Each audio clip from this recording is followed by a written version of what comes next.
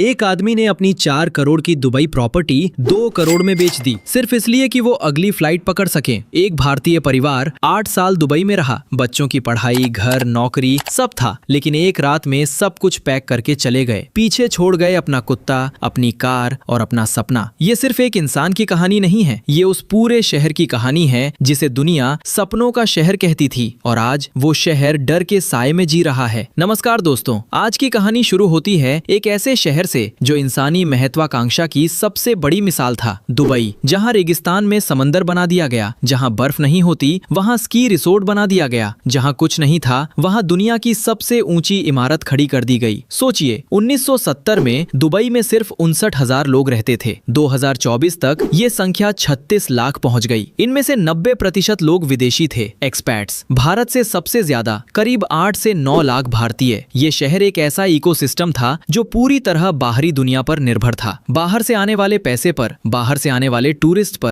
बाहर से आने वाले निवेश पर। और यही इसकी सबसे बड़ी ताकत थी और यही इसकी सबसे बड़ी कमजोरी भी। दोस्तों, तारीख थी फरवरी 2026। अमेरिका और इजराइल ने ईरान पर सबसे बड़ा मिलिट्री ऑपरेशन चलाया। ईरान के न्यूक्लियर फैसिलिटीज को टारगेट किया गया। ईरान ने जवाब दिया, और जवाब था मिसाइल्स का। स्ट्रेट ऑफ हॉर्मुज, दुनिया का सबसे व्यस्त ऑयल शिपिंग रूट, खतरे में आ गया। अब समझिए ज्योग्राफी। दुबई और ईरान के बीच की दूरी कितनी है? महज 200 किलोमीटर, उससे भी कम। दुबई से ईरान का बंदर अब्बास पोर्ट सिर्फ 150 किलोमीटर दूर है, यानी एक मिसाइल को दुबई तक पहुंचने में मिनट भर भी नहीं लगेगा। बस यही एक फैक्ट काफी था। लोगों के दिल में डर बैठ गया, और जो हुआ अगले कुछ हफ्तों में वो दुबई की हिस्ट्री का सबसे बड़ा एक्सोडस था। एक रिपोर्ट के मुताबिक मार्च 2026 के पहले 3 हफ्तों में दुबई इंटरनेशनल एयरपोर्ट पर डिपार्चर्स अराइवल से 40% ज्यादा थे, यानी जाने वाले आने वालों से बहुत ज्यादा। ऐसा दुबई में पहले कभी नहीं हुआ था। दोस्तों, स्टैटिस्टिक्स एक बात होती है, लेकिन जब आप उन लोगों की बात सुनते हैं जो वहां थे तो रोंगटे खड़े हो जाते हैं। एक भारतीय आईटी प्रोफेशनल जो 6 साल से दुबई में था, उसने एक इंटरव्यू में कहा कि रात के 2 बजे एक व्हाट्सएप मैसेज आया ग्रुप में। किसी ने लिखा, यार हॉर्मस क्लोज हो सकता है, निकल जाओ। मैंने सोचा फेक न्यूज है। सुबह उठा तो देखा 12 लोग ग्रुप से एग्जिट हो गए थे। अगले दिन मैं भी टिकट बुक कर रहा था। एक ब्रिटिश फैमिली जिनके 2 बच्चे दुबई के स्कूल में पढ़ते थे, उन्होंने अपनी गाड़ी पार्किंग में खड़ी कर दी, घर का सारा सामान छोड़ दिया, पड़ोसी को घर की चाबी दे दी कि जो चाहिए ले लो, और एयरपोर्ट चले गए। और सबसे दर्दनाक बात जो वायरल हुई सोशल मीडिया पर, दुबई के एनिमल शेल्टर्स में अचानक सैकड़ों पेट्स आ गए, कुत्ते, बिल्लियां, जिन्हें उनके मालिक छोड़ गए, क्योंकि लास्ट मिनट फ्लाइट में पेट्स को ले जाना मुश्किल था। एक शेल्टर वर्कर ने कहा कि हमने 3 दिन में इतने जानवर देखे जितने पूरे साल में नहीं देखते। ये नंबर्स नहीं है दोस्तों, ये पैनिक है, रियल ह्यूमन पैनिक। अब बात करते हैं नंबर्स की,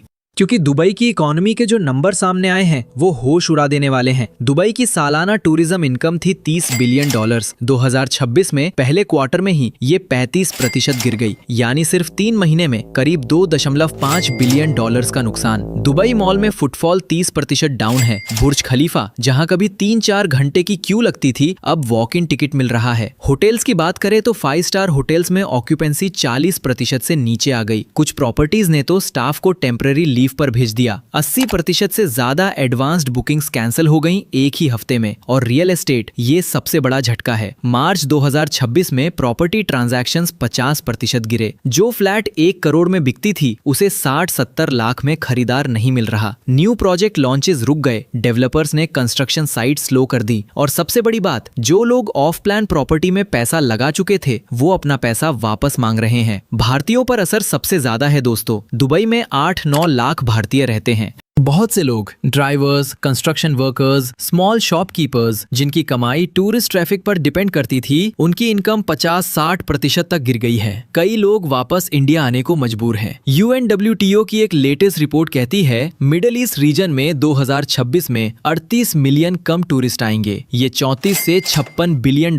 का नुकसान होगा सिर्फ 2026 में। अब वो बात जो ज्यादातर चैनल्स क्लियरली नहीं बता रहे, दुबई को डायरेक्टली कोई मिसाइल नहीं लगी, दुबई पर कोई डायरेक्ट अटैक नहीं हुआ, फिर भी दुबई को इतना नुकसान क्यों? क्योंकि दुबई का बिजनेस मॉडल एक परसेप्शन पर टिका है। यहाँ सेफ है, यहाँ स्टेबल है, यहाँ फ्यूचर है। जैसे ही वो परसेप्शन टूटी, सब टूट गया। और यहाँ एक और बड़ा खतरा है जिसकी बात होनी चाहिए, स्ट्रेट ऑफ हॉर्मुज। दुनिया का 20% ऑयल इसी रास्ते से गुजरता है। अगर ईरान ने, जैसा उसने पहले भी धमकी दी है, स्ट्रेट ऑफ हॉर्मुज ब्लॉक किया तो सिर्फ दुबई नहीं, पूरी दुनिया की इकोनॉमी हिल जाएगी। ऑयल प्राइसेस 150 से $200 पर बैरल तक जा सकते हैं। इंडिया पर भी सीधा असर पड़ेगा। और दुबई, वो प्रैक्टिकली हॉर्मस के मुहाने पर बैठा है। ये सिर्फ एक शहर की कहानी नहीं है दोस्तों, ये जियोपॉलिटिक्स का एक ऐसा खेल है जिसमें आम आदमी की जिंदगी कभी भी बदल सकती है। लेकिन दोस्तों, दुबई को अंडर एस्टिमेट मत करिए। ये शहर पहले भी मरा है और पहले भी जिया है। 2008-9 में ग्लोबल फाइनेंशियल क्राइसिस आई, दुबई की प्रॉपर्टी मार्केट क्रैश हो गई, कंस्ट्रक्शन रुक गया, लोग चले गए। लेकिन 2012 तक दुबई वापस था। 2020 में कोविड आया, एयरपोर्ट्स बंद, होटल्स एम्प्टी, टूरिज्म जीरो। लेकिन 2021-22 में एक्सपो 2020 ने रिकॉर्ड विजिटर्स देखे। तो ये शहर सर्वाइवर है। अभी दुबई सरकार क्या कर रही है? टैक्स रूल्स को और फ्लेक्सिबल बनाया गया। एक्सपर्ट्स अब और ज्यादा दिन बाहर रहकर भी टैक्स बेनिफिट्स रख सकते हैं। टूरिज्म बोर्ड ने एग्रेसिव मार्केटिंग कैंपेन शुरू किए। एशिया और अफ्रीका के नए मार्केट्स टारगेट किए जा रहे हैं। फ्रीलांसर्स और रिटायर्ड प्रोफेशनल्स के लिए न्यू वीजा स्कीम्स लॉन्च हो रही हैं। और 2040 अर्बन मास्टर प्लान पर काम नहीं रुका है। लेकिन, और ये बड़ा लेकिन है, इस बार चैलेंज सिर्फ इकोनॉमिक नहीं है, ये साइकोलॉजिकल है। ब्रांड डैमेज हुई है और ब्रांड रीबिल्ड होने में समय लगता है। दोस्तों, ये खबर हमारे लिए, भारतीयों के लिए बहुत पर्सनली रेलेवेंट है, क्योंकि दुबई में 9 लाख से ज्यादा भारतीय हैं। केरला, आंध्र प्रदेश, तमिलनाडु, पंजाब, राजस्थान, यूपी, हर स्टेट के लोग, कई घर परिवार दुबई की कमाई पर टिके हैं। और रेमिटेंसेस यानी घर भेजा जाने वाला पैसा इंडिया के लिए बहुत बड़ा सोर्स है। अगर दुबई की इकोनॉमी और गिरी तो ये लाखों भारतीय परिवारों को डायरेक्टली अफेक्ट करेगा। दूसरी बात, बहुत से भारतीय इन्वेस्टर्स ने दुबई में प्रॉपर्टी ली है। 2024-25 में ही करीब 5 से 6 बिलियन डॉलर्स का भारतीय इन्वेस्टमेंट दुबई रियल एस्टेट में गया। अब वो इन्वेस्टमेंट खतरे में है। और एक बात जो पॉजिटिव है, इस एक्सोडस से इंडिया को अपॉर्चुनिटी भी मिल रही है। बहुत से स्किल्ड प्रोफेशनल्स वापस आ रहे हैं, टैलेंट वापस आ रहा है और इंडिया का अपना स्टार्टअप और बिजनेस इकोसिस्टम इसे एब्जॉर्ब करने की स्थिति में है। हर क्राइसिस एक अपॉर्चुनिटी भी होती है। तो दोस्तों, आखिर में ये सवाल, क्या दुबई वापस आएगा? मेरा जवाब है हाँ,